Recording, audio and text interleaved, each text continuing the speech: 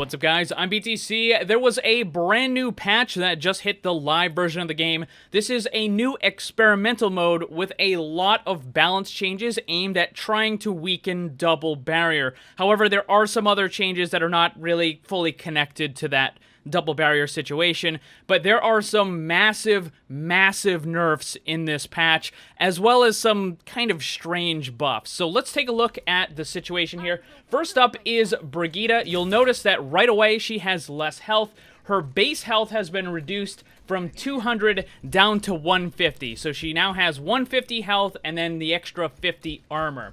Also, they have seriously, massively nerfed her healing from the Inspire. Now, instead of 130, it has been reduced down to 90. So healing was reduced from 21 per second down to 15 per second. However, as a trade-off, her self-healing is no longer reduced by half. So this means that both you and the enemies, or excuse me, you and the teammates will be healed for 90. But this is a massive nerf to Brigitte, both for her own health and for her healing. Just recently, they nerfed it so that the repair pack can't provide any armor. They've nerfed the barrier regeneration rate. I mean, this character has been nerfed again and again and again and again. And you know what? People are still going to complain. They will never, ever stop complaining about the character. Doesn't matter if she got nerfed into the ground. If she had 10 hit points and did 1 damage per attack, they're still gonna complain. But this character, these are some really massive nerfs to this character. Next up is Orisa, who has been nerfed into the ground. So the first thing is that base armor was reduced from 250 down to 200, so 200 normal health, 200 armor. This is the same place where it was when Orisa was first released, when nobody used the character for over a year. The other thing is the halt has been massively nerfed, where the radius was reduced from 7 meters down to 4 meters. And I want to point out that this isn't just one direction of reduction. This is all directions, because the halt is a spherical ability. So you've got 0 meters to 5 meters, so 3 meters would be right about here-ish. So this much has been removed from all directions of the ability. That means the leftmost to the rightmost, that's a loss of 6 meters. From bottom to top, that's a loss of 6 meters. And you can see that if the ability isn't right on top of the enemy, then it's not going to take effect anymore. It's not going to be able to grab them. You need to be almost right next to the enemy. So if that's the case, if the ability has been nerfed so much so that you can no longer grab a group of enemies and kind of pull them together, I have to ask, what's the point of even having this?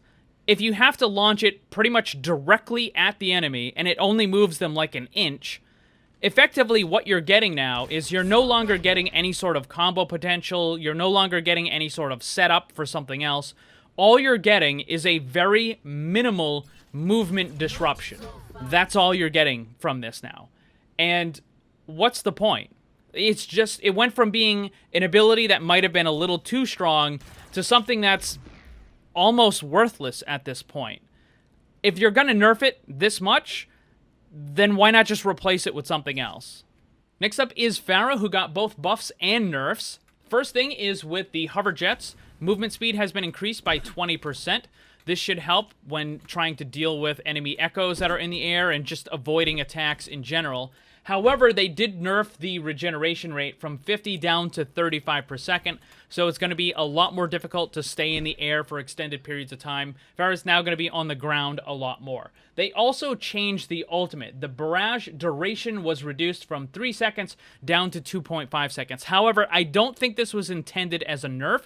I think that this was done in order to help Pharah recover a little bit faster, because when you're sitting there for 3 seconds in the barrage, it's very easy for the enemy team to take you out. So let me show you here.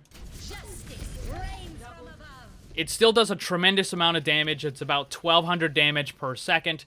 So even if they did change the total amount of damage you do, I don't think it's that big of a deal. I think the recovery time is more of a buff than any potential nerf that they did to the damage.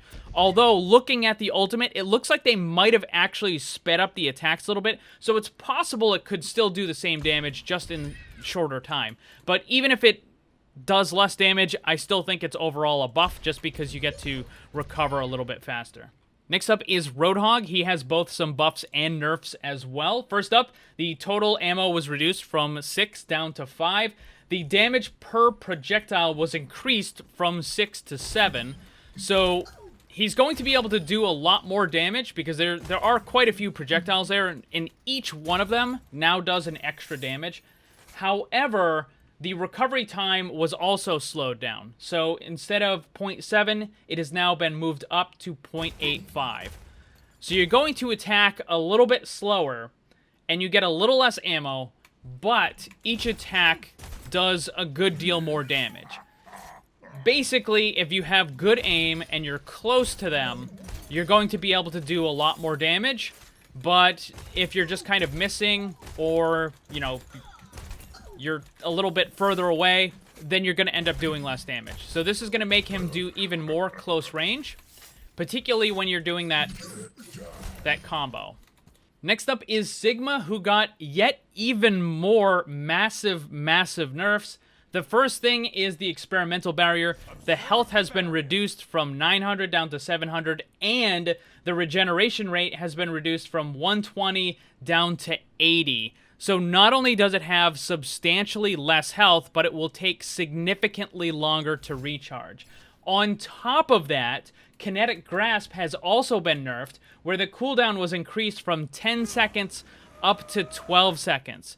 So essentially with this patch, Sigma has significantly, substantially less defensive ability than he ever did before. And this is on top of all of the damage nerfs that he has in the past. So this is just kind of what I've been saying again and again about Sigma. He has way too much stuff going on. The fact that he's able to do all these different things means that they need to keep nerfing everything again and again and again and again. I think what they should do is either replace the barrier or replace the Kinetic Grasp. Make one of them his primary defensive tool. Like, that's the thing that he has as his tanking ability. That's the thing he has as his defensive ability. And then just give him something else for the other ability. Because when he has all this different stuff, like, in order to balance it, you just have to keep nerfing everything again and again. He can't be strong in any one thing. He has to be weak in everything because he has so much. Next up is Symmetra, who got some pretty decent buffs. The first is with the primary attack. The delay before losing charge was increased from 2 seconds up to 4 seconds.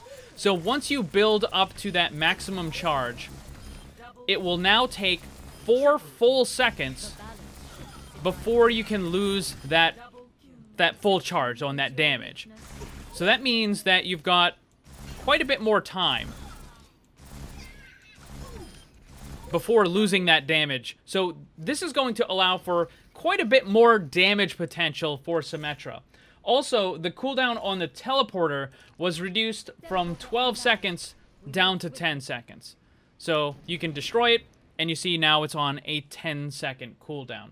I do think that if it is destroyed by an enemy, that it should function just like with Torbjorn's turret, where if an enemy destroys it, then it goes on a full cooldown. If Symmetra destroys it, then it should be on a shorter cooldown, like maybe 5 seconds or 6 seconds, something like that.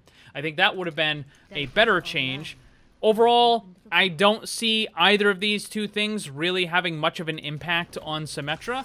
She's still not that good of a character, and also her ultimate, while good, doesn't really fit a DPS character.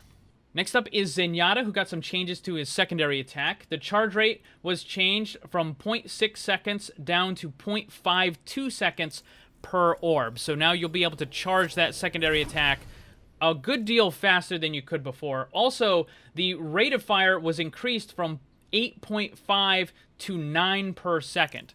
So this means not only does it charge faster, but they also launch out faster. So you're going to be able to do a good deal more damage if you're able to accurately hit a bunch of these. So overall, a pretty solid damage increase for that secondary attack. Overall, there are some good changes in this. I like the extra movement speed on Pharah and the reduced time on the ultimate, though I don't think the regeneration needed to be changed. However, there are some other changes like Orisa and Sigma and Brigitte. You can tell that Blizzard is listening to the whiners. They're making changes based on the people who get outplayed, then they run off to the forums and complain. And it's never going to be enough for them, right? They're always going to complain about Brig. They're always going to complain about Orisa's halt. It doesn't matter that the ability has been nerfed into near uselessness now. They're still going to complain, right? Like, you need to directly hit an enemy with the halt now in order for it to work. What's the point of moving an enemy if you need to practically hit them directly with it? If you're moving them like half an inch, it's not a worthwhile ability anymore. It doesn't really do anything effectively. So, again, it just seems like Blizzard's listening to the whiners, and there are some good things in this patch, but overall, I think that a lot of these changes are going in the wrong direction. And that's not to say that Brig and Orisa and Sigma and Roadhog don't need changes. They do need changes. It's just these are not the right ones. So what do you guys think about this patch? Let me know down below. Thanks for watching, and if you'd like to be comment of the video, then leave yours, and while you're at it, ring the bell so you never miss a new video. Also, if you want to get some cool gear, join my Discord server, or follow me on social media, then check out the links down below. And remember, always blame the controller, because it's never your fault.